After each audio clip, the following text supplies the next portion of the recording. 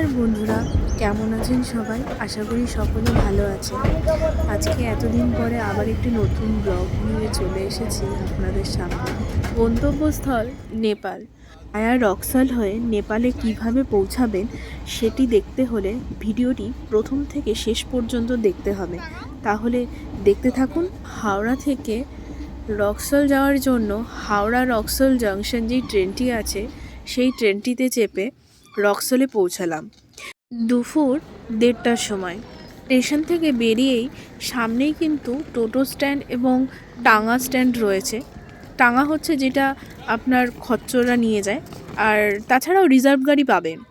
আমি টাঙার এখানে এসেছি আপনাদের দেখানোর জন্য, যদিও আমরা টাঙায় যাইনি কারণ লাগেজ নিয়ে যেতে অনেকটা অসুবিধে হয়, কিন্তু যদি এক্সপিরিয়েন্স করতে হয় তো এখান থেকে যেতে পারে।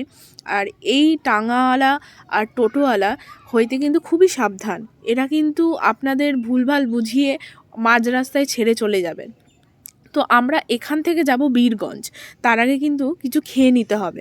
আমরা দুপুরের লাঞ্চটা ঠিক এখান থেকে সামনে বেরিয়েই আপনাদের অনেক দোকান পেয়ে যাবেন, যেখানে 50 টাকায় ভাত ডাল সবজির একটা প্লেট পেয়ে যাবেন, মাছ রয়েছে, তাছাড়া অন্যান্য খাবার রয়েছে, আপনারা ইচ্ছে মতো খেয়ে নিতে পারবেন। তো আমরা এখান থেকে খেয়ে বেরিয়ে আমরা বীরগঞ্জের উদ্দেশ্যে যাব।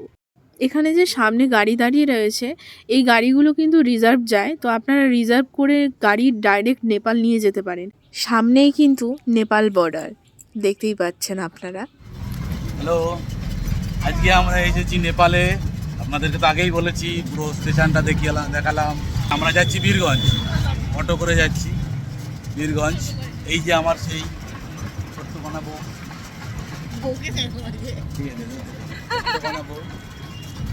একটি গুরুত্বপূর্ণ ইনফরমেশন দিয়ে রাখি, রক্সল স্টেশন থেকে যেই টোটো আপনি ভাড়া করেছেন সেখানে কিন্তু 50 টাকার বেশি ভাড়া হয় না, ওরা কিন্তু অনেক বেশি দাম বলে, আপনাকে কিন্তু একটু বার্গেনিং করে নিতে হবে। নেপাল বর্ডার থেকে কিন্তু সেই টোটো ছেড়ে দিতে হয়, তখন আবার নেপালের যে টোটো আছে সেই টোটো কিন্তু ধরতে হবে আপনাদের, তাই আগে থেকে পুরো ভাড়া কিন্তু দেবেন না।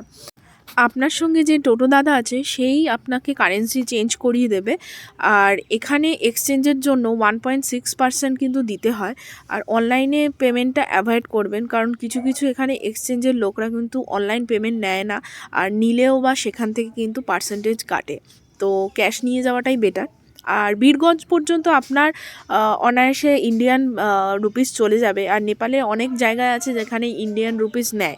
আমরা এখন যাচ্ছি বীরগঞ্জের বাস স্ট্যান্ডে, তো ওখান থেকে আমরা কাঠমান্ডুর জন্য বাস ধরবো। ওখান থেকে আপনারা পোখরা যেখানে যেতে চাবেন সেখানেরই বাস পাওয়া যাবে। আমাদের কাঠমান্ডু যাওয়ার জন্য বাস রাত 8টার সময় আসবে, আর এখানে ইন্ডিয়ার থেকে কিন্তু আধ ঘন্টা এগিয়ে রয়েছে নেপালের টাইম। তো রাত্রি 8টার সময় বাস, এর টিকিট আমাদের কাটা হয়ে গেছে, হাতে অনেকটা সময়। বীরগঞ্জে থেকে কিন্তু আপনারা সিম তুলে নিতে পারেন, এখানে কিন্তু প্রচুর সিমের দোকান রয়েছে। কিছু কিছু ক্ষেত্রে এয়ারটেলের নেটওয়ার্ক এখানে পাবেন বীরগঞ্জে, কিন্তু এর পরে কিন্তু একেবারেই নেটওয়ার্ক পাবেন না, তার জন্য সিমটা কিন্তু মাস্ট তুলে নেবেন। এটা হচ্ছে বীরগঞ্জ বাস স্ট্যান্ড। বীরগঞ্জে এখানে ডান দিকে চলে যাচ্ছে বাস পার্ক, এখানে বাস স্ট্যান্ডকে বাস পার্ক বলে। এখানে থেকে কিন্তু বাস ধরলে আপনাদের কিন্তু অনেক সুবিধে হবে। আর এরপরে কাঠমান্ডুতে গিয়ে কিভাবে কি ঘুরলাম বাকিটা কিন্তু নেক্সট ভিডিওতে আসছে, তাই দেখতে থাকুন সুদীপদা ট্যুর ব্লগিং, আর সাথে থাকুন। প্লিজ ভিডিওটি ভালো লাগলে, ইনফরমেশনটি ভালো লাগলে একটু চ্যানেলটিকে সাবস্ক্রাইব করে দেবেন আরও নতুন ভিডিও পাওয়ার জন্য। আর লাইক শেয়ার কমেন্ট অবশ্যই করবেন। থাকলো ডিটেলস।